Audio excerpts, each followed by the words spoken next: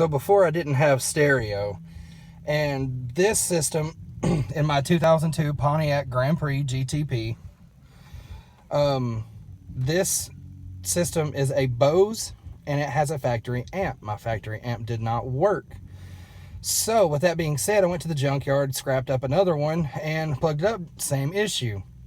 Got to looking, the amps were completely different. So I actually unhooked my amp, checked all of the wires running back there to see what had power, what didn't have power. Everything was correct. So some crazy reason, I rehooked up my Bose amp, the original one that I had bought, and my radio. I flew past the whip with that blunt in my mouth, watched it swerving. That whip had a cop in it. My bitch got good fly across the country. I finished the show and I hop in it. I got me a million, I did it. And yes, my windshield's busted and all that. The car was wrecked. I'm in the middle of pulling things out, getting things done. Gotta get a steering wheel, things like that. But I got my boost gauge fixed, got my stereo fixed, so I'm happy for right now.